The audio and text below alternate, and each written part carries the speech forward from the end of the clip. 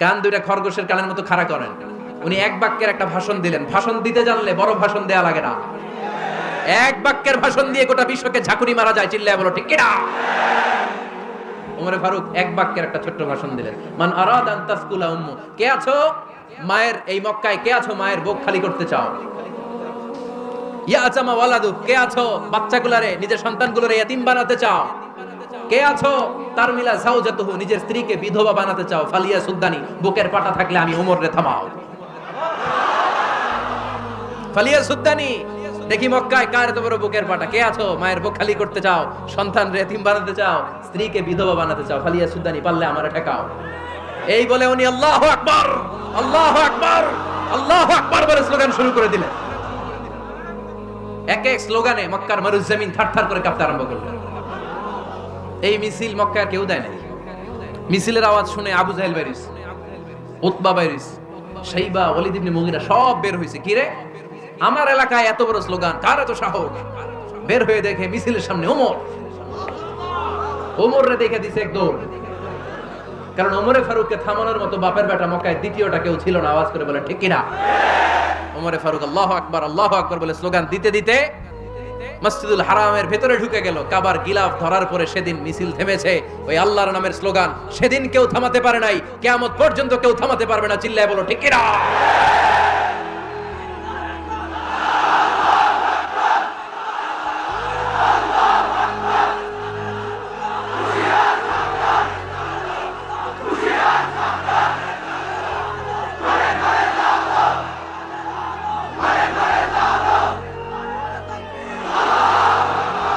ওই রকম একটা ওমরের দরকার, আমাদের বেশি চাই না। জোরে বলেন ঠিক কিনা?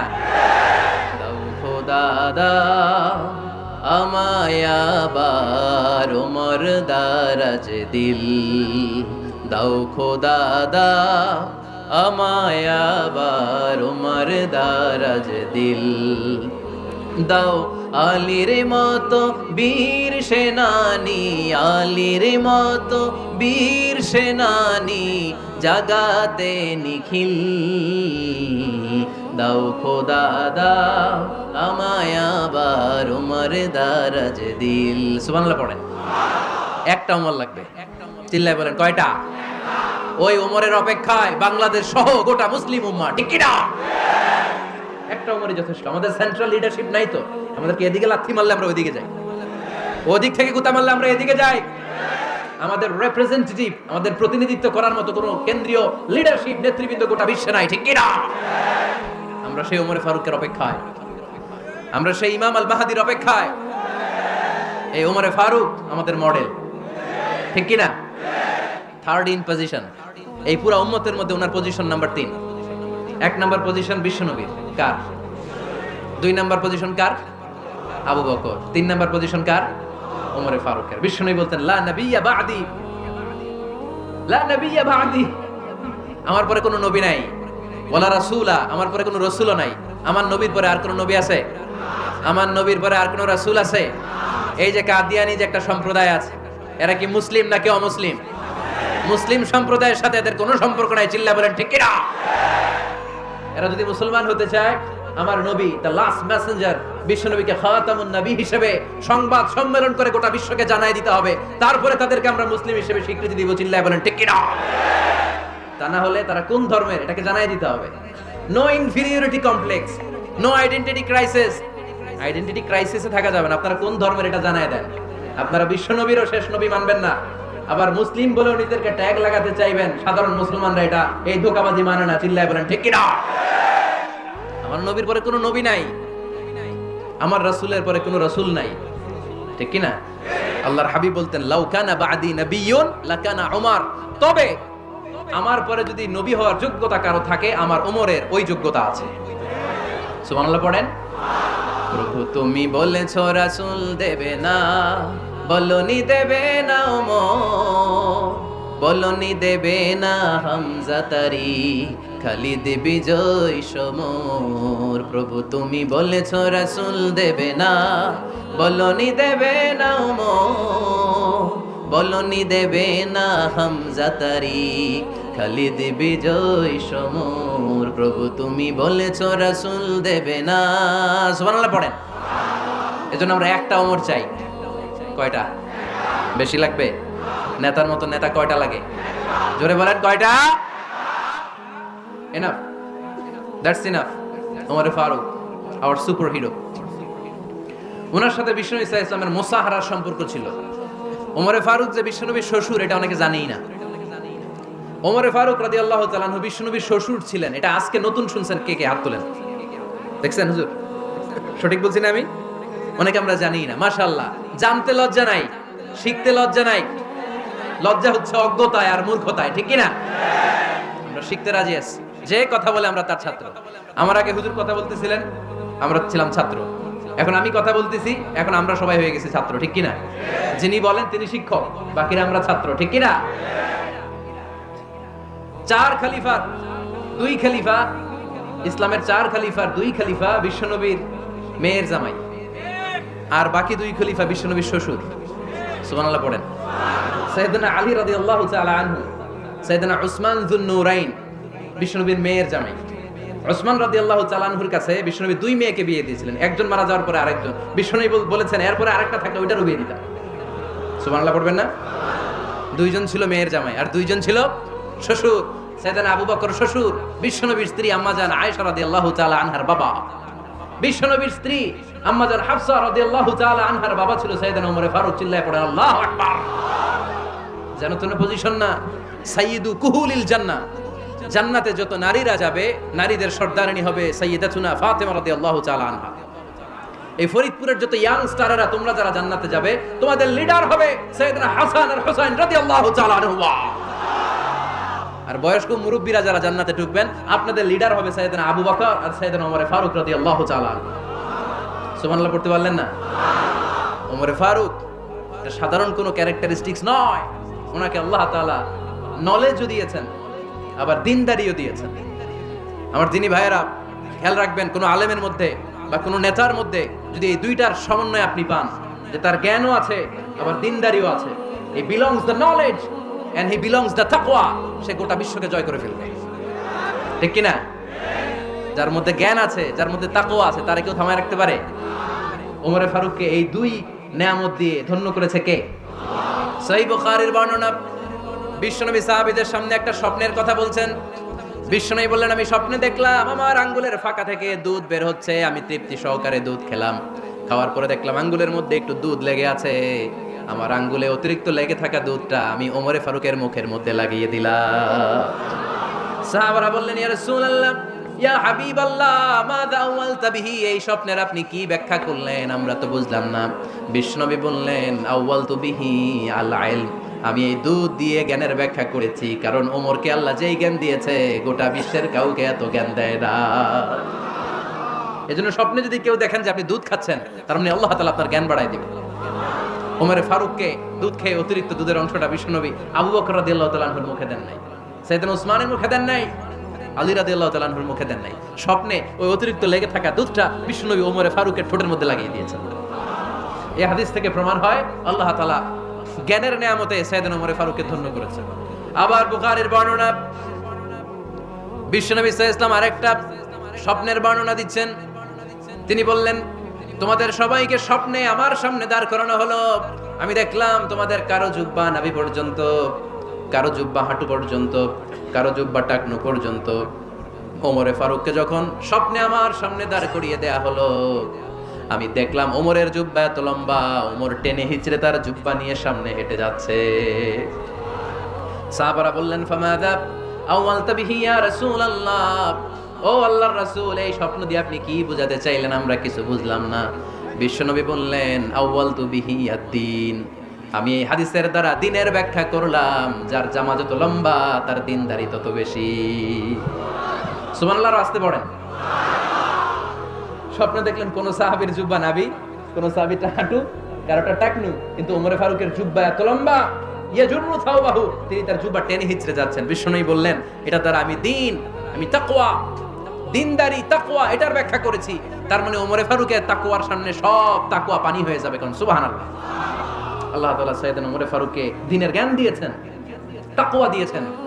যুবক ভাইরা, যাকে আল্লাহ তাআলা দ্বীনের জ্ঞান দেয়, যাকে আল্লাহ তাআলা তাকওয়ার এই গুণ দিয়ে সমৃদ্ধ করে, তার জন্য গোটা বিশ্বের সব দরজাগুলোকে ওপেন করে দেয় কে? কত বড় মুত্তাকি ছিলেন সাইয়েদনা ওমরে ফারুক। মদিনার সমাজে কয়জন মুনাফিক ছিল বিশ্বনবী ছাড়া কেউ বলতে পারতেন না। বিশ্বনবী কোন সাহাবীকে মুনাফিকদের লিস্ট দিয়ে যান নাই, একজন সাহাবী ছাড়া। দেখি কেউ বলতে পারেন কিনা ওই সাহাবীর নাম? কি নাম? হুযায়ফা ইবনুল ইয়ামান রাদিয়াল্লাহু তাআলা আনহু। ওনাকে বলা হতো সাহিবু সিররি রাসূলিল্লাহ, আল্লাহ রাসূল সাল্লাল্লাহু আলাইহি ওয়াসাল্লামের গোপন তথ্যের ধারক বাহক। সুবহানাল্লাহ পড়বেন না? বিশ্বনবী ইন্তেকালের আগে মদিনার সমাজে মোট কয়জন মুনাফিক আছে এই তথ্য আবু বকরকে বলেন নাই, ওমর রাদিয়াল্লাহু তাআলা আনহুকে বলেন নাই, উসমান রাদিয়াল্লাহু তাআলা আনহু, আলী রাদিয়াল্লাহু তাআলা আনহু, আশারাতুল মুবাশশিরিন বিল জান্নাহ কোন সাহাবীকে বলেন নাই। শুধুমাত্র কেবলমাত্র একমাত্র হুযায়ফা ইবনুল ইয়ামান রাদিয়াল্লাহু তাআলা আনহুর কাছে মুনাফিকদের লিস্টে বিশ্বনবী দিয়ে গিয়েছেন। সুবহানাল্লাহ পড়ে। মদিনায় কারা কারা মুনাফিক কেউ জানতো না হুযায়ফা ছাড়া। কে ছাড়া?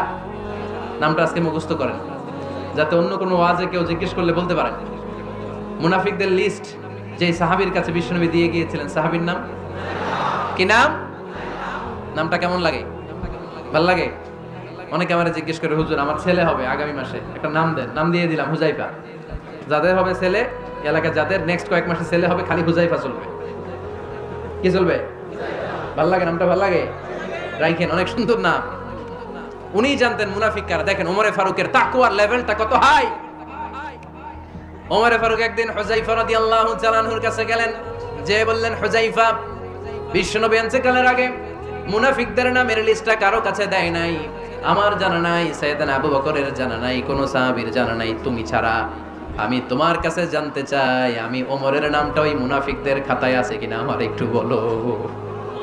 আমার ওমরের নামটা ওই মুনাফিকদের লিস্টিতে একটু আছে কিনা, নামটা একটু বলো। যদি থাকে আমি ভালো হয়ে যাব, আমি নেফাকি দূর করে পাক্কা মুমিন হতে চাই। আমার নাম যদি মুনাফিকের লিস্টে থাকে আমি তো শেষ। হুযায়ফা চোখের পানি ছেড়ে দিয়ে বলে, আমিরুল মুমিনিন, কেমন প্রশ্ন করলেন আপনি? আপনি বিশ্বনবীর শ্বশুর, এই উম্মতে আপনার পজিশন 3 নাম্বার। আপনারে মুনাফিকরা ভয় পায়, শয়তান আপনারে ভয় পায়। আপনি জান্নাতে সব বয়স্ক লোকদেরকে নিয়ে জান্নাতের মধ্যে আগে আগে ঢুকবেন, কেমন করে মুনাফিকদের কাতারে আপনার নাম থাকতে পারে? ওমর সুবহানাল্লাহ পড়ে। কি বিনয়ী, কি তাকওয়া। হুযায়ফাকে যে ধরতেন, হুযায়ফা একটু বলো না আমার নামটা মুনাফিকদের লিস্টিতে আছে কিনা। ওমরে ফারুকের যদি এই টেনশন থাকে যে আমি মুনাফিক হয়ে গেলাম কিনা, আমাদের এই টেনশন থাকার দরকার আছে না নাই? হ্যাঁ, যেন সব সময় আল্লাহর কাছে দোয়া করতে হবে, আল্লাহ তুমি নেফাকি থেকে আমাদেরকে বাঁচাও। আরো জোরে পড়েন আমিন। ওমরে ফারুক রাদিয়াল্লাহু তাআলা আনহু আমাদের সুপার হিরো, আমাদের সবাই বলেন আমাদের। উনি কত বড় সুপার হিরো শুনেন। উনি জুমার খুতবা দিচ্ছেন। কি দিচ্ছেন? মসজিদে নববীতে। খুতবার মাঝখানে হঠাৎ বললেন, ইয়া সারিয়াতাল জাবাল, ইয়া সারিয়াত ইবনে জানিমিল জাবাল। এই কথা বলেই আবার খুতবা দিতে শুরু করলেন। ওনার এই ইয়া সারিয়াত ইবনে জানিমিল জাবালের সাথে আগের কথারও কোনো মিল নাই, পরের কথারও কোনো মিল নাই। জুমার নামাজের পর মুসল্লি সাহাবারা ধরলেন, বললেন, ইয়া আমিরাল মুমিনিন। খুতবার মাঝখানে হঠাৎ করে ইয়া সারিয়াত ইবনে জানিমিল জাবাল বলে আপনি চিৎকার করলেন কেন? আপনার এই বাক্যের সাথে আপনার খুতবার আগের বাক্যের কোনো মিল নাই, আপনার খুতবার পরের বাক্যেরও কোনো মিল নাই। এই কথা আপনি কারে বললেন, কারে উদ্দেশ্য করে বললেন? এই কথার তাৎপর্য কি আমাদেরকে বুঝিয়ে বলেন। ওমরে ফারুক বললেন, আমি যখন খুতবা দিচ্ছি আমি দেখতে পেলাম ওই যে কয়েক মাস আগে আমি আমার মুসলিম সেনাবাহিনী পারস্যে আক্রমণের জন্য পাঠিয়েছি, বর্তমান ইরানের ওই বিশাল এলাকাতে পারস্যে আমি আমার ব্যাটালিয়ন পাঠিয়েছি। আমি হঠাৎ করে দেখতে পেলাম আমার মুসলিম বাহিনীর সেনাপতি যুদ্ধের এক পর্যায়ে তার ডানে আছে উপত্যকা, বায়ে আছে পাহাড়, সে পাহাড়ি রাস্তা ছেড়ে দিয়ে উপত্যকার দিকে যেতে শুরু করেছে। আমি দেখতে পেলাম আমার মুসলিম বাহিনী যদি উপত্যকার দিকে ছুটে বেড়ায়, কাফির মুশরিকরা আমার মুসলিম বাহিনীকে কচুকাটা করে ফেলবে। তাই আমি এখান থেকে তাদেরকে কমান্ড দিয়ে বলেছি, ইয়া সারিয়াতাল জাবাল, উপত্যকার দিকে নয় পাহাড়ের দিকে যাও, তাহলেই তোমাদের বিজয় নিশ্চিত হয়ে যাবে। উপত্যকার দিকে যেও না, ইলাল জাবাল, ইলা সারিয়াতিল জাবাল, পাহাড়ের দিকে ছোট।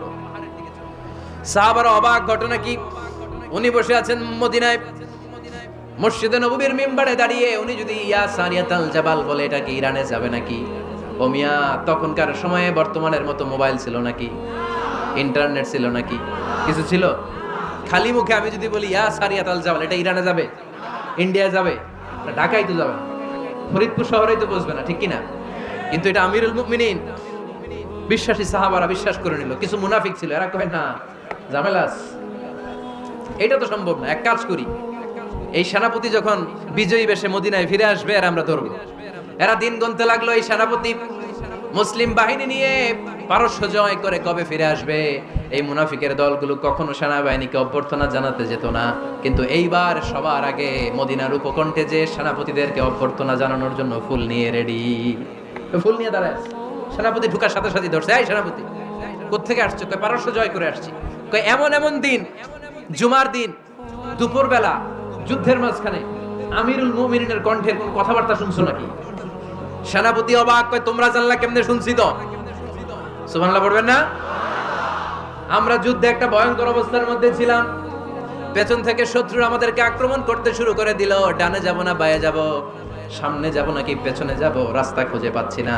ডান দিকে ছিল আমাদের উপত্যকার রাস্তা, বাঁ দিকে ছিল পাহাড়ি পথ। আমরা সোজা পথ হবে মনে করে উপত্যকার দিকে ছুটতে আরম্ভ করলাম। হঠাৎ করে আমিরুল মুমিনিনের কণ্ঠ বজ্র কণ্ঠে আমার কানের মধ্যে ভেসে আসলো। আমার মনে হলো আমিরুল মুমিনিন কেমন যেন আমাকে কমান্ড দিচ্ছেন আর বলছেন, ইয়া সারিয়াতাল জাবাল, ডান দিকে উপত্যকার পথে নয়, তাড়াতাড়ি পাহাড়ের দিকে সৈন্যবাহিনী নিয়ে উঠে যা। পাহাড়ের দিকে, ডানে না, this is wrong track and this is the right track. ওই দিন যদি ওমরে ফারুকের ওই গাইডলাইন, আমিরুল মুমিনিনের কমান্ড যদি আমি না শুনতাম, আজকে বিজয়ের বেশে ফিরতেও পারতাম না, আমাদের চেহারাও তোমরা দেখতে পেতে না। ওমরে ফারুকের ওই কমান্ড, ওই গাইডলাইন অদৃশ্য থেকে শোনার কারণে ওই পারস্যের মধ্যে আমাদেরকে সেই যুদ্ধে বিজয় দান করেছে কে? দিস ইজ ওমরে ফারুক, দিস ইজ ওমরে ফারুক। বিশ্বনবী বলতেন, ওমর মা লাকিয়াকা শাইতানু সালিকান ফাজ্জান ইল্লা সালাকা ফাজ্জান গায়রা ফাজ্জিকুম। ওমর, শয়তান ইবলিস যদি তোমারে কোনো রাস্তা দিয়ে হাঁটতে দেখে, শয়তান ওই রাস্তা রেখে দিয়ে অন্য রাস্তা দিয়ে হাঁটে। সুবহানাল্লাহ বাড়িতে যায় বললেন। কে বলতেছে? বিশ্বনবী। কার ব্যাপারে? ওমরে ফারুকের ব্যাপারে। শয়তান যদি দেখে যে ওমরে ফারুক এই রাস্তা দিয়ে হাঁটতেছে, শয়তান ওই রাস্তা রেখে দিয়ে অন্য রাস্তা দিয়ে হাঁটে। সুবহানাল্লাহ পড়েন।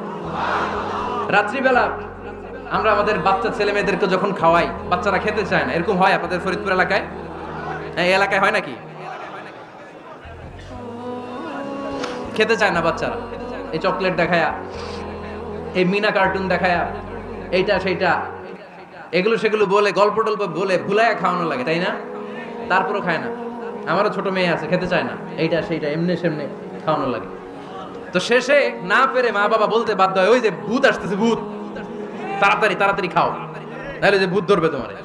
ওই যে বাঘ আসতেছে, বাঘ, তাড়াতাড়ি খাইলে নাহলে বাঘে কামড়াবে। বলি না আমরা?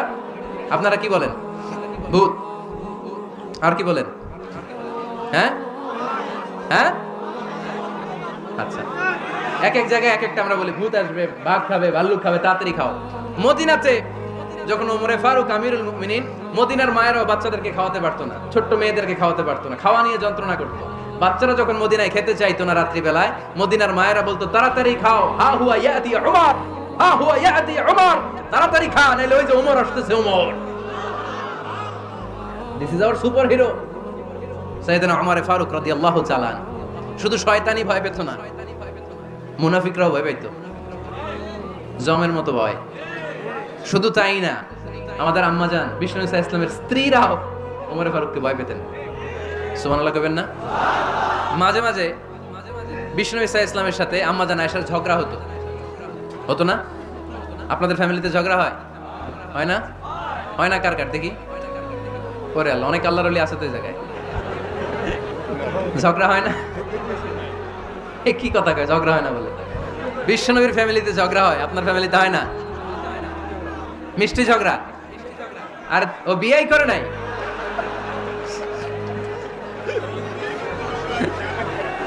ঝগড়া তো হবেই। দাম্পত্য জীবনের মজাটাই তো এখানে, কখনো ঝগড়া, কখনো আনন্দ, একটু বৃষ্টি, একটু রোদ, একটু হাসি, একটু কান্না, ভালো লাগা ভালোবাসা শেয়ার করে নেয়া, মিলেমিশে একাকার হয়ে যাওয়া, ঠিক কি না? তো আল্লাহর হাবিব সাল্লাল্লাহু আলাইহি ওয়াসাল্লামের সাথে আম্মাজান আয়েশার ঝগড়া হতো। তো একদিন ঝগড়া হয়ে দুইজন রেগে আছে, খবরদার দুইজন রেগে থাকবেন না, আবার একজন রাগলে আরেকজন থেমে যাবেন, কারণ এই ছোট্ট ঝগড়া থেকে এটা অনেক সময় বিচ্ছেদের দিকে গড়ায়। আমার প্রিয় ফরিদপুরবাসী, ভাবি রেগে গেলে আপনি রাগেন না, ওই দিন আপনি একটু ঠান্ডা থাকেন। আবার আপনি রেগে গেলে, আমার মাইকের আওয়াজ যদি ভাবিরা শুনেন, আপনারা রেগে যায় না, একটু ঠান্ডা থাকবেন। দুইজনে রেগে গেলে তো তৃতীয় বিশ্বযুদ্ধ শুরু হবে, তাই না? একজন রেগে গেলে আরেকজন ঠান্ডা, কারণ এই সামান্য ঝগড়া থেকে ইগোর কারণে এটা বিচ্ছেদ আর ডিভোর্স পর্যন্ত করায়। আর শয়তান এখানে উস্কানি দেয়, কারণ ইমানদারদের ফ্যামিলি ভাঙতে পারলে শয়তান সবচেয়ে বড় খুশি হয়, আর ইমানদারদের ফ্যামিলি টিকে থাকলে খুশি হয়ে যায় কে? আম্মা জান আয়েশা রাদিয়াল্লাহু তাআলা আনহার সাথে বিষ্ণু ইসা ইসলামের ঝগড়া হতো মাঝে মাঝে। একবার ঝগড়া হলো, বিষ্ণু ইসা ইসলামের রাগ, আম্মা জান আয়েশাও রাগ। তো বিষ্ণুই বললেন, আয়েশা ঝগড়া করে আর কতক্ষণ থাকবো, আসো মিটমাট করি। আয়েশা রাদিয়াল্লাহু বললেন, ঠিক আছে মিটমাট করব। তো বিষ্ণু ইসা ইসলাম বললেন, মিটমাটের জন্য কারে ডাকবো? ওমর রে ডাকি। কয় না, ওমর রে না, ওমর গালিজ, ওমর অনেক রাগে, আমার ডর লাগে। কয় তাহলে তোমার আব্বারে ডাকি। কয় ডাকেন। কি খুশি, মেয়েদের মধ্যে অভ্যাসটা আছে না নাই? তাহলে তোমার আব্বারে ডাকি, ডাকেন। ডেকে নিয়ে আসা হলো। আবু বকর রাদিয়াল্লাহু তাআলা আনহু দাঁড়ালেন, আম্মা জান আয়েশা দাঁড়ালেন, বিশ্বনবীও দাঁড়ালেন। বিশ্বনবী বললেন, আয়েশা তোমার আব্বা আসছে, এবার ঘটনা খুলে বলার পালা, তুমি বলবা নাকি আমি বলবো? আম্মা জান আয়েশা বললেন, আপনি বলেন, তবে ওয়ালা তাকুল ইল্লা হাক্কান, যেটা ঘটছে ওইটাই বললেন, মিথ্যা কথা কইেন না। আবু বকর রাদিয়াল্লাহু তাআলা রেগে মেগে আগুন, কি এই কথা তুমি কেমন করে বলো? বিশ্বনবীকে মিথ্যা কথা কখনো বলবে? রেগে মেগে দিলেন মেয়ের গালে এক চড়। বানিয়ে বলতেছি না, মুসনাদ আহমদ ইবনে হাম্বলের হাদিস। বাবার হাতের থাপ্পড়কে আম্মা জান আয়েশা উল্টে বললেন। সাইয়েদনা আবু বকর রাগে গড়গড় করছেন, আবার মারার জন্য তেড়ে গেলেন। এবার বাঁচার জন্য আম্মা জান আয়েশা বিশ্বনবীর পিছনে যে আশ্রয় নিলেন, বিশ্বনবী বাঁচানোর জন্য দুই হাত মেলে দাঁড়িয়ে গেলেন। পড়েন সুবহানাল্লাহ। বিশ্বনবী যখন দুই হাত মেলে দাঁড়িয়ে গেলেন, সাইয়েদনা আবু বকর রাদিয়াল্লাহু আনহু থেমে গেলেন। সাইয়েদনা আবু বকর রাদিয়াল্লাহু তাআলা আনহু ঘর থেকে বের হয়ে বারান্দায় দাঁড়ালেন। পড়েন সুবহানাল্লাহ। এবার বিশ্বনবী আম্মা জান আয়েশার কাছে যেয়ে বলেন, ইয়া আয়েশা কাইফা রাআইতিনি আনকাসতুকি মিনার রাজুল, দেখছো কেমনে বাঁচাইলাম? আমি না থাকলে বর্তমানে ফেলতো আজকে। আমি বাঁচাইছি তোমারে, আমি আমার লগে ঝগড়া করো তুমি। লজ্জায় পড়ে আম্মা জান আয়েশা খিলখিল করে হেসে দিলেন, বিশ্বনবীও হেসে দিলেন। দুইজনের হাসির মধুর আওয়াজ শুনে সাইয়েদনা আবু বকর বাইরে থেকে অবাক, কিরে এতক্ষণ না ঝড় তুফান, এখন দেখি হাসি। সালাম দিয়ে অনুমতি নিয়ে ভিতরে ঢুকলেন। ঢুকে দেখেন আম্মা জান আয়েশাও হাসে, বিশ্বনবীও হাসে। এই হাসি দেখে আবু বকর রাদিয়াল্লাহু আনহু হেসে দিলেন। আরশের উপর থেকে খুশি হয়ে গেলেন কে?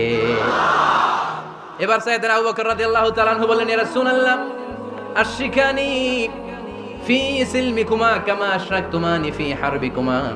ও নবী, যুদ্ধ লাগলে, দুইজন যুদ্ধ লাগলে মীমাংসার জন্য যেমনি আমারে ডাকেন, এরকম হাসি আর আনন্দের মুহূর্তেও আমারে একটু ডাইকেন।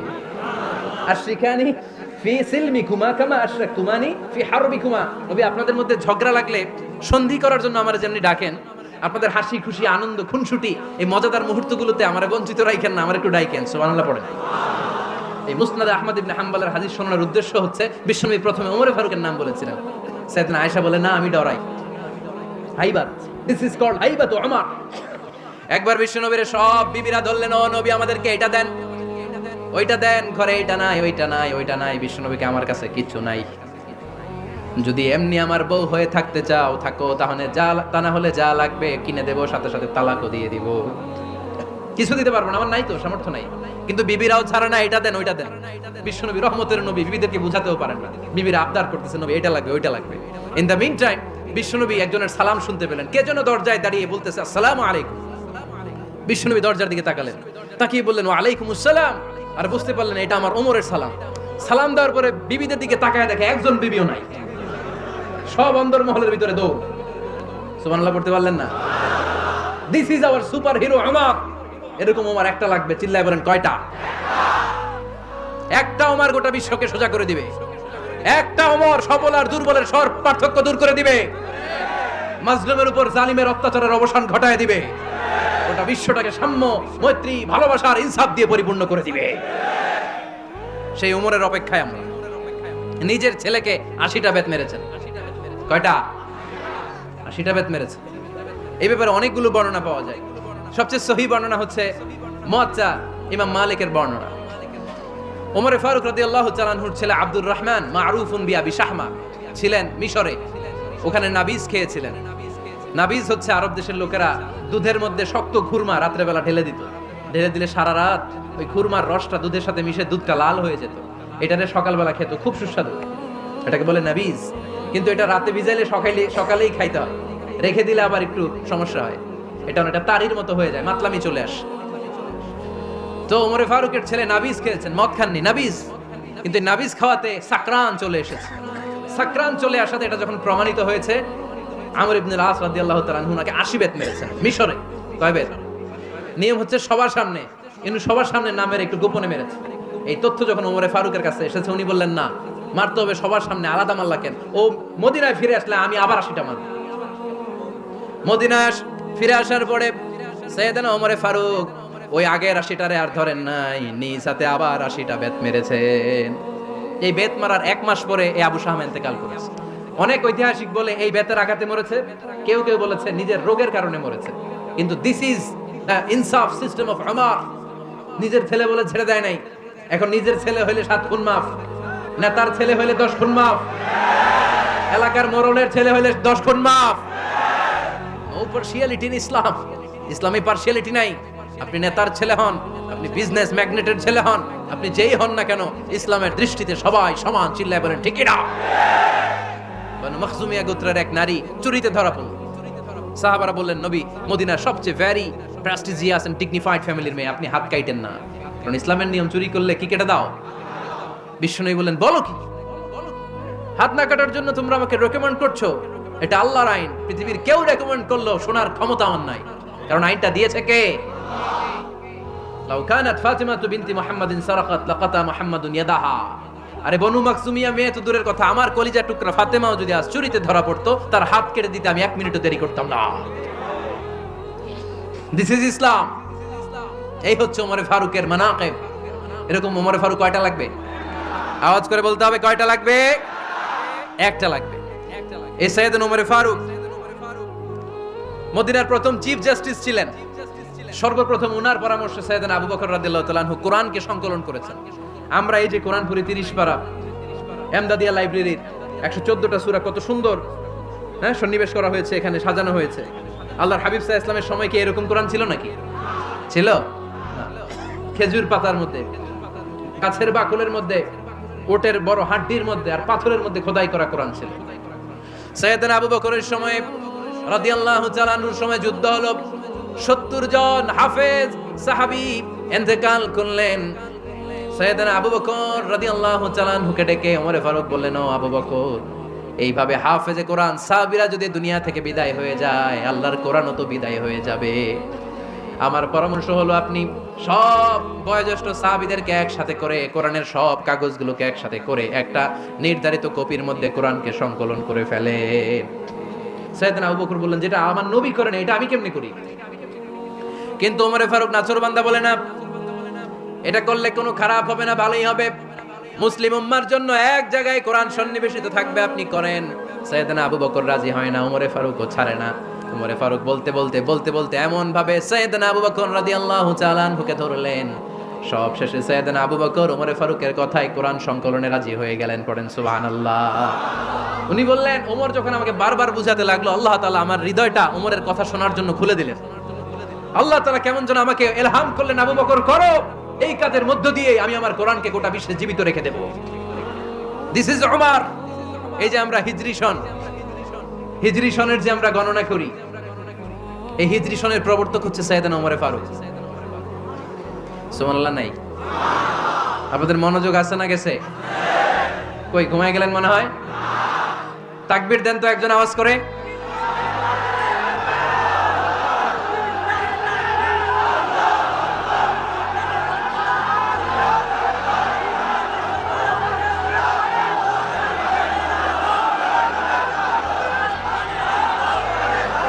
মাশাআল্লাহ, মাশাআল্লাহ। বসেন, এখনই শেষ করে দেব কিছু সময়ের মধ্যে। আমরা একসাথে বিদায় নিব ইনশাআল্লাহ। ওঠা বসা করবেন না, বসেন। সাইয়েদনা ওমর ফারুক এই হিজরি সনের গণনা শুরু করেছেন। সাহাবারা বলল, আমিরুল মুমিনিন, খ্রিস্টানদের ঈসাই সন আছে, আমাদের মুসলমানদের কোনো সন নাই। আমাদের একটা সন থাকলে আমাদের জিজিয়া নিতে, আমাদের যাকাতের টাকা উত্তোলন করতে অনেক সুবিধা হবে। ওমর ফারুক বললেন, তাহলে কোন সালকে হিজরি, কোন সালকে মুসলিম সাল হিসেবে আমরা ঘোষণা দিতে পারি? একজন বলল, আমার নবী যেই সালে জন্মগ্রহণ করেছেন ওই সালে। ওমর ফারুক বললেন, না, আমার নবীর জন্ম আমাদের জন্য খুশির দিন, কিন্তু এটা আমাদের জন্য প্রেরণা নয়, প্রেরণা নবীর কাজে, ঠিক কিনা? আরো কিছু সাহাবারা বলল, তাহলে যেই সালে আমার নবী ইন্তেকাল করেছে ওইটারে প্রথম সাল ধরেন। ওমর ফারুক বললেন, না, যেদিন তিনি ইন্তেকাল করেছেন এটা আমাদের দুঃখের দিন, এটা আমাদের প্রেরণা নয়, আমাদের প্রেরণা হচ্ছে বিশ্বনবীর ত্যাগ, তিতিক্ষা আর কাজের মধ্য দিয়ে। জোরে কোন ঠিক কিনা? ওমর ফারুক বললেন, যেদিন বিশ্বনবী ইসলাম রক্ষায় নিজের মাতৃভূমি ছেড়ে মক্কা থেকে মদিনায় গিয়েছেন ওই দিনটাকে হিজরি প্রথম দিন ধরে আমরা হিজরি সাল গণনা করে শুরু করে দেব, ওইটাই হচ্ছে হিজরি সন। সেখান থেকে হিজরি সনের প্রবর্তন করেছেন সাইয়েদনা ওমর ফারুক রাদিয়াল্লাহু তাআলা আনহু। এই যে স্টেট গভর্নমেন্ট, এই যে প্রিজন, জেলখানা, ক্যান্টনমেন্ট, সচিবালয়, গণভবন, বঙ্গভবন, মুক্তিযোদ্ধাদের ভাতা, রাষ্ট্রীয় ভাতা, এই সব নিয়ম কানুন সাইয়েদনা ওমর ফারুক তার রাষ্ট্রীয় আমলে তিনি নিজে করেছেন। চিল্লায় পড়েন আল্লাহু আকবার। মুসলমানদের আলাদা কারেন্সি, নিজস্ব মুদ্রা ব্যবস্থা নিজে চালু করেছেন। সৈনিকদের মধ্যে যারা বিবাহিত প্রতি 6 মাস অন্তর অন্তর 1 মাসের ছুটি কাটাতে তারা ফিরে আসবে, সাইয়েদনা ওমর ফারুক চালু করেছেন। চিল্লায় আওয়াজ করে পড়েন আল্লাহু আকবার। এই যে আমরা 20 রাকাত সালাতুত তারাবি পড়ি রমাদানে, পড়েন না আপনারা? এটা সাইয়েদনা ওমর ফারুক চালু করেছেন। সুবহানাল্লাহ পড়তে পারলেন না? কোরআনে মোট 22টা আয়াত আছে যেখানে সাহাবারা ইনডিসিশনে ভুগছিলেন। বিশ্বনবীর মত একটা, ওমর ফারুকের মত আর একটা। এই 22 জায়গায় আল্লাহ তাআলা বিশ্বনবীর মতের পক্ষে আয়াত নাজিল না করে ওমর ফারুকের মতের পক্ষে কোরআনের আয়াত নাজিল করেছেন। আওয়াজ করে পড়েন আল্লাহু আকবার। এদিকে উঠলেন কেন আপনারা? যারা উঠছেন আমার দিকে তাকান।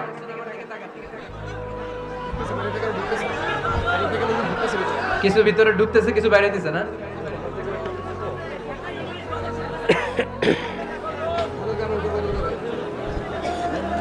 সাইয়েদনা ওমর ফারুক, আমরা সাহাবীদের জীবন চরিত পড়তে চাই না, কত যে অনুপ্রেরণামূলক দৃষ্টান্ত সাইয়েদনা ওমর ফারুক আমাদের জন্য রেখে গিয়েছে। ওমর ফারুক যখন খলিফা, দিনের বেলায় যদি রাষ্ট্রে কোনো নিয়ম জারি করতেন, দিনের বেলায় জনগণকে কোনো বিষয়ে যদি নিষেধ করতেন, রাত্রে বেলায় খাওয়ার সময় ফ্যামিলি মেম্বারদের সবাইকে বলতেন, এই দিনের বেলা আমি জনগণকে এই কাজ করতে নিষেধ করেছি, তোমরা আমার ফ্যামিলি মেম্বার, খবরদার তোমরা এই কাজ করো না। জনগণ করলে যতটুকু শাস্তি, তোরা করলে পাবি ডবল শাস্তি। সুবহানাল্লাহ কইবেন না?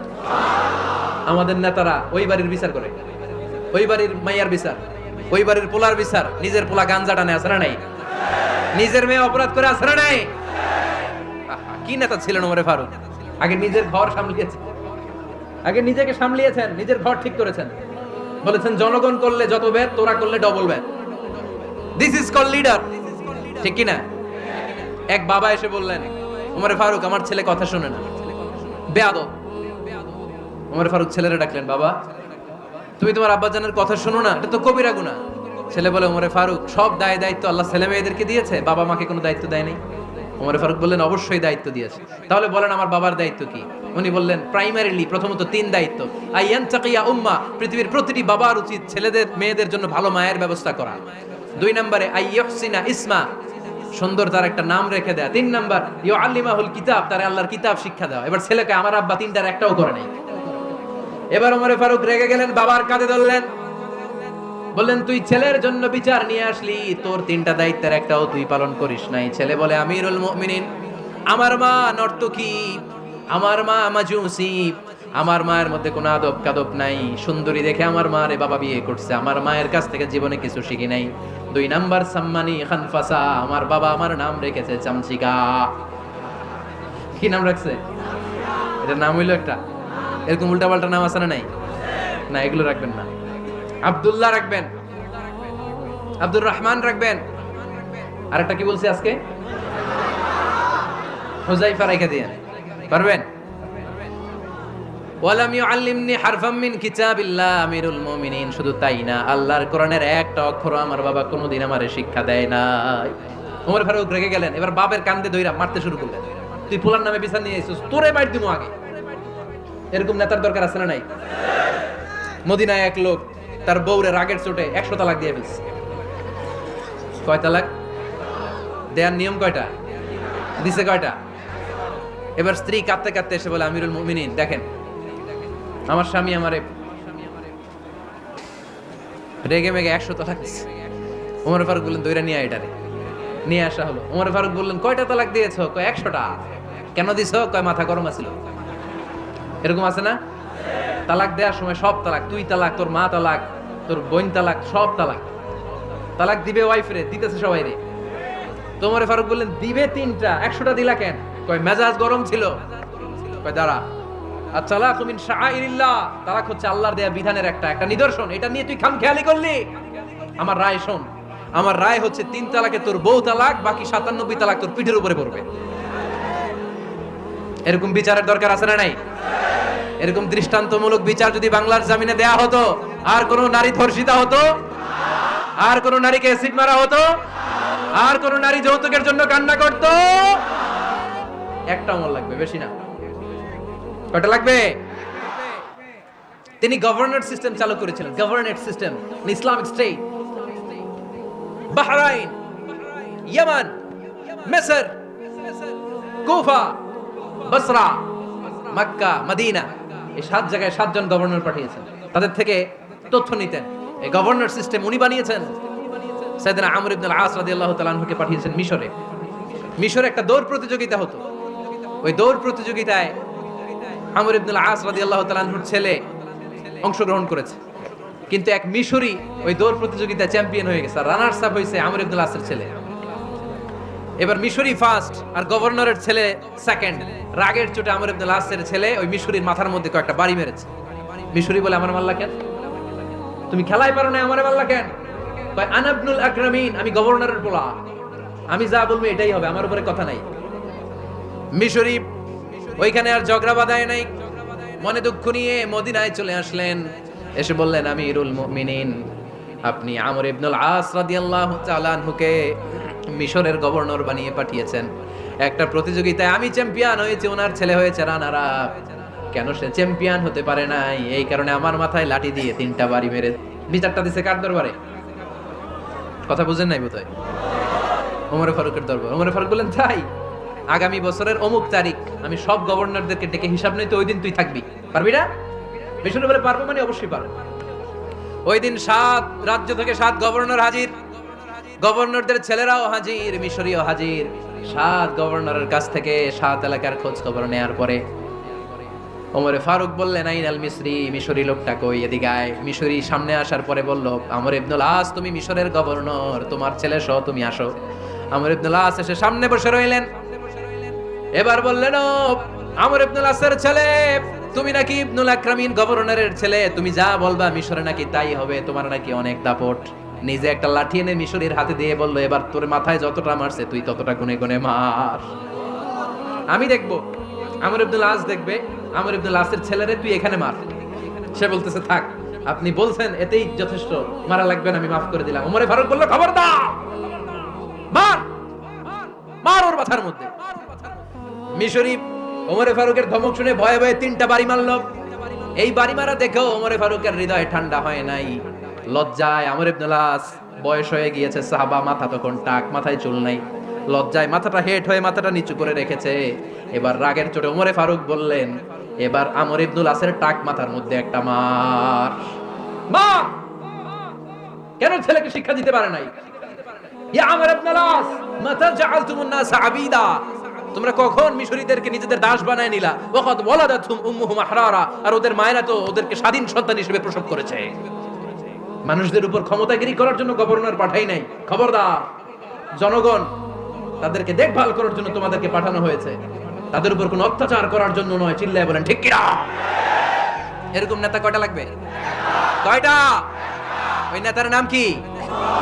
ওমর। হ্যাঁ হুয়া ইয়াতি ওমর।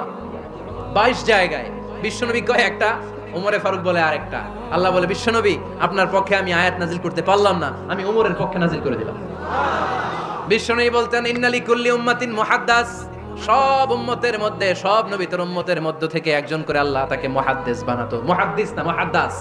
মুহাদ্দাস মানে এমন লোক যিনি যা ভাবতো ওই ভাবনাটাই আল্লাহ আয়াত হিসেবে নাজিল করে দিতেন। বিশ্বনবী বলেন আমার উম্মতের মধ্যে মুহাদ্দাস হচ্ছে সাইয়েদনা ওমর। মদিনার সবচেয়ে বড় মুনাফিকের নাম আব্দুল্লাহ ইবনে উবাই ইবনে সালুল। সব মুনাফিকদের সরদার কিন্তু এই মুনাফিকের ছেলেটা হলো পাক্কা ইমানদার। এই ছেলের নাম হলো আব্দুল্লাহ। আওয়াজ করে বলেন ছেলের নাম কি? আব্দুল্লাহ ইবনে উবাই ইবনে সালুল। মুনাফিক সর্দার যখন ইন্তেকাল করলো, সাইয়েদনা আব্দুল্লাহ রাদিয়াল্লাহু তাআলা আনহু বিশ্বনবীর কাছে এসে চোখের পানি ছেড়ে ডেকে বলে, নবী আপনিও জানেন আমিও জানি, মদিনার সবাই জানে আমার আব্বা মুনাফিকদের সর্দার, কিন্তু আমার মন তো মানে না, আমার তো পিতা, আমার তো বাবা লাগে, আমার তো মন মানে না। আপনিও জানেন মুনাফিক, আমিও জানি মুনাফিক। নবী আপনার দরবারে কিছু আমি চাই না, আপনার গায়ের একটা জামা দেন, আপনার জামাটা পরিয়ে আমার বাবারে দাফন দিব। এর উসিলায় যদি আমার আব্বারে আল্লাহ মাফ করে দেয়, দয়ার নবী মায়ের নবী জামা খুলে দিয়ে দিলেন। পড়েন সুবহানাল্লাহ। আব্দুল্লাহ রাদিয়াল্লাহু তাআলা আবার আবদার চললেন, নবী জানি আমার বাবা মুনাফিক, কিন্তু আমার তো বাবা, আপনার দরবারে ফরিয়াদ, আপনি নিজে যে আমার বাবার জানাজার নামাজের ইমামতি করবেন। দয়ার নবী মায়ার নবী জানাজার নামাজে যেতে চাইলেন। ওমরে ফারুক বললেন, নবী না, খবরদার আপনি উবাই ইবনে সালুলের জানাজায় যাবেন না। বিশ্বনবী জোর করে যেতে চাইলেন। সাইয়েদনা ওমরে ফারুক বিশ্বনবীর জামা পেছন থেকে টেনে ধরলেন। আল্লাহু আকবার, টেনে ধরলেন, যাবেন না আপনি। ওমরে ফারুকের হাত থেকে হ্যাচকা টান মেরে জুব্বা টান দিয়ে বিশ্বনবী জানাজায় চলে গেলেন। রব্বুল আলামিন আয়াত নাজিল করলেন, ইস্তাগফির লাহুম আও লা তাস্তাগফির লাহুম ওয়া ইন তাস্তাগফির লাহুম ৭০ মাররাতান ফালান ইয়াগফিরাল্লাহু লাহুম। নবী গো, একবার নয়, দুইবার নয়, ৭০ বারও যদি এই মুনাফিকের জন্য আপনি ক্ষমা চান, তার জন্য ক্ষমা নাই, তার জন্য আছে জাহান্নাম। ওয়ালা তাকুম, আপনি যাবেন না আলা কবরি, কখনো তাদের জানাজায় যাবেন না। এই যে একটা ভুল করে ফেলছেন, এটা এইবারই শেষ, এরপরে আর যাবেন না। সাইয়েদনা ওমর ফারুকের পক্ষে আল্লাহ তাআলা কোনটার আয়াত নাযিল করে দিলেন, চিল্লায় পড়েন আল্লাহু আকবার। এভাবে 22টা জায়গায় ওমর ফারুক যা বলেছে, এটা নিয়ে একটা আলাদা আলোচনা হইতে হবে, আলাদা একটা আলোচনা লাগবে যে 22টা আয়াতে আল্লাহ তাআলা বিশ্বনবীর পক্ষে কোরআনের আয়াত নাযিল না করে সাইয়েদনা ওমর ফারুকের পক্ষে আয়াত নাযিল করেছেন, চিল্লায় পড়েন সুবহানাল্লাহ। ওই ওমর ফারুককে আমাদের মডেল বানানোর দরকার আছে না নাই? ওই ওমর ফারুকের জীবনী আমাদের ছেলে মেয়েদেরকে পড়ানোর দরকার আছে না নাই? আমাদের ভবিষ্যৎ প্রজন্ম এগুলো জানে না। ওরা সালমান খান দেখে বড় হয়, ওরা শাহরুখ খান দেখে বড় হয়, ওরা ঋত্বিক রোশনকে দেখে বড় হয়, ওরা মনে করে যে এরাই বড় সুপার হিরো। আমাদের যে কত বড় সুপার হিরো আছে এরা জানেই না। নতুন প্রজন্মের কর্ণকোহরে সাইয়েদনা ওমর ফারুকের ইতিহাস পৌঁছে দেওয়ার দরকার আছে না নাই? ওমর ফারুকের ইন্তেকালের ঘটনাটা বলেই আমরা মুনাজাতের দিকে যাব। শুনবেন? শুনতে চান? উনি স্বপ্নে দেখলেন একটা লাল মোরগ ওনাকে 3টা ঠোকর মেরেছে। কয়টা? উনি জুমার নামাজে, জিলহজ মাসের শেষ সপ্তাহে জুমার নামাজে বললেন যে একটা লাল মোরগ 3টা ঠোকর মেরেছে। মুগীরা ইবনে শুবা রাদিয়াল্লাহু তাআলা আনহুর দাস আবু লুলু আল মাজুসি, এই লোকটা খঞ্জর বানাতে পারত। মুগীরা রাদিয়াল্লাহু তাআলা আনহুর দাস। মুগীরা প্রতিদিন 4 দিরহাম করে চার্জ করত, যেহেতু দাস। সে এসে বিচার দিল, আমিরুল মুমিনিন, মুগীরা আমার থেকে বেশি টাকা চায়, জুলুম করে। ওমর ফারুক বললেন, তাই? তুমি কি কাজ জানো? বলে, আমি খঞ্জর বানাতে জানি। বাড়ি কই? পারস্য। আরে তুমি খঞ্জর বানাতে জানলে তো 4 দিরহাম অনেক কম, সে তো আরো বেশি টাকা নেওয়া দরকার ছিল তোমার থেকে। আবু লুলুর এই কথা পছন্দ হয় নাই। সে কয়, ওমর তুমি সবারে দয়া দেখাও, আর আমার ক্ষেত্রে কঠিন নিয়ম বানাইলা, দাঁড়াও এই নিয়ম তোমার আমি দেখাবো। এই রাগে সে বাড়িতে যে একটা খঞ্জর বানালো। কি বানালো? খঞ্জর চিনেন? ছোট্ট ছুরি। কিছুদিন আগে ওমানের সুলতান কাবুস ইন্তেকাল করেছে, জানেন আপনারা? ওনার এই কোমরের মধ্যে খঞ্জর থাকতো, ছবিতে দেখছেন? আরব শায়েখ যারা সুলতান আমির, কোমরে কি থাকে? ছোরা থাকে, খঞ্জর। সে বাসায় যে একটা খঞ্জর বানালো, যেই খঞ্জরের 2 মাথা, লাহু রাসান ওয়া মাকবাদাতুহু ফি ওয়াসাতি, আর ধরার হ্যান্ডেলটা মাঝখানে, এদিকেও ছুরি এদিকেও ছুরি, যাতে এইভাবে মারা যায়। সে ধার দিতে লাগলো আর বলল, ওমর দাঁড়াও তোমার আমি দেখাবো। ওমর ফারুক মসজিদে নববীর ইমাম, ফজরের নামাজের সময় এ আবু লুলু আল মাজুসি বুরনুস পরে, চাদর পরে, লুকিয়ে লুকিয়ে, সে অগ্নি উপাসক, মুমিন নয়। ওমর ফারুককে অ্যাটাক করার জন্য গেলেন মসজিদে নববীতে। ওয়াকানু ইউসাল্লুনা বিগালাস, তখন ওনারা অন্ধকারে নামাজ পড়তো। নামাজের সময় যখন হলো, লুকিয়ে লুকিয়ে প্রথম কাতারে ওমর ফারুকের পিছনে মুয়াজ্জিনের পাশেই দাঁড়ালেন, হাতে খঞ্জর। একামত হলো, ওমর ফারুক সালাত শুরু করলেন, ফজরের সালাত, আল্লাহু আকবার। নামাজ শুরু করলেন, সূরা ফাতিহা বললেন। আরেকটা সূরা যখন পড়তে যাবেন, in the mean time Abu Lulu এই খঞ্জর নিয়ে ওমর ফারুকের বুকের মধ্যে 3টা স্টেবিং করলেন। একটা মারলেন নাভির নিচে, মারার সাথে সাথে পাকস্থলী কেটে গেল। আরেকটা মারলেন পাজরে, পাজর ছিঁড়ে গেল। 3টা মারার পরে ওমর ফারুক বললেন, কাতালানি আল কাল, এক কুকুর আমাকে মেরে ফেলেছে। পেছন থেকে এক সাহাবীকে টান মেরে সামনের দিকে নিয়ে গেলেন, তুমি নামাজের ইমামতি করাও। আর ওমরে ফারুককে বাকিরা ধরাধরি করে পেছনে নিতে আরম্ভ করলেন। আর এই আত্মাই আক্রমণ যে করেছে সে কাতারের মাঝখান দিয়ে যেতে আরম্ভ করলো আর দুই দিকে ছুরি মারতে আরম্ভ করলো। 13 জন সাহাবীর গায়ে ছুরি মেরেছে, 7 জন সাহাবা স্পট ডেথ, জায়গায় মৃত্যু। এই ভয়ঙ্কর অবস্থা দেখে এক সাহাবী বুরনুস, এক ধরনের জুব্বা আছে মাথাওয়ালা, অনেকে জ্যাকেট পরছেন না এরকম মাথাওয়ালা, লম্বা জুব্বা আছে আর ওপরে শীতে পড়ে মাথাওয়ালা, এই মাথাওয়ালা জুব্বা বের করে এক সাহাবী জালের মতো তার দিকে উড়ায় মারল। ওই বুরনুসের মধ্যে পেঁচিয়ে আবু লুলু মাটিতে পড়ে গেল আর সুইসাইড করে ফেললো, নিজের বুকে নিজে মেরে আত্মহত্যা। যেই সাহাবীকে ইমামতির জন্য দাঁড় করালেন উনি ছোট্ট সূরা দিয়ে প্রথম রাকাতে সূরা আল কাউসার, দ্বিতীয় রাকাতে সূরাতুল ইখলাস দিয়ে নামাজ শেষ। ওমরে ফারুক বেহুশ। ওমরে ফারুক কি বেহুশ। সবাই কান্নাকাটি করতেছে, সবাই দেখতে গেলেন, এখন হুঁশ ফিরে না। মুখের মধ্যে মুখ খুলে রাষ্ট্রের চিকিৎসক মুখের মধ্যে দুধ দিলেন, ওই নাভি দিয়ে দুধ বের হয়ে যায়, পাকস্থলী কেটে ওখান দিয়ে দুধ বের হয়ে যাচ্ছে। তারা বললো ওনারে বাঁচানো সম্ভব না, দেখেন হুঁশ ফিরে কিনা। হুঁশ ফিরলে ওনার পরে কে আমির হবে উনি যেন প্যানেল ঠিক করে দিয়ে যায়। সবাই তাকিয়েছে ওমরে ফারুকের চোখের দিকে। আল্লাহর মেহেরবানিতে ঘন্টা খানিক পরে উনি চোখ খুললেন। চোখ খোলার পরেই বলেন নাই ও মা আমি মরে যাই। চোখ খোলার পরে উনি বলেন নাই কে মারলো আমারে। চোখ খোলার পরে উনি বলেন নাই আমার পরে নেতা কে হবে। চোখ খোলার পরে সর্বপ্রথম কথাটি ছিল আসল্লান নাস, আমার নেতৃত্বে যে ফজরের নামাজটা শুরু হয়েছিল এটাকে ঠিকমতো তোরা পড়েছিলি? আমার নেতৃত্বে যে ফজরের জামাত শুরু হয়েছিল সেটা ঠিকঠাক মতো সমাপ্ত হয়েছিল কিনা আগে বল। আসল্লান নাস, নামাজটা হয়েছে কিনা বল। সুবহানাল্লাহ কইতে পারলেন না? This is Omar, hour super hero. নেতা অনেকগুলো লাগে না, এরকম নেতা একটাই যথেষ্ট যে গোটা বিশ্বকে কাঁপায় দিতে পারে। চিল্লায় বলো ঠিক কিনা? আমরা চাই আমাদের ছেলেগুলো ওমরে ফারুকের মতো বড় হোক। আমরা চাই আমাদের ছেলে মেয়েগুলো খাব্বাব, খুবাইব, সাইয়েদনা আলী, উসমান, আবু বকর রাদিয়াল্লাহু তাআলা আনহুর অনুসরণে বড় হোক, ঠিক কিনা? আমরা একটা ওমর চাই যিনি আমাদেরকে সালাতের শিক্ষা দিয়ে গিয়েছেন, ইন্তেকালের আগে বলেছেন সাল্লান নাস, এজন্য আমরা যেন নামাজ কখনো নষ্ট না করি।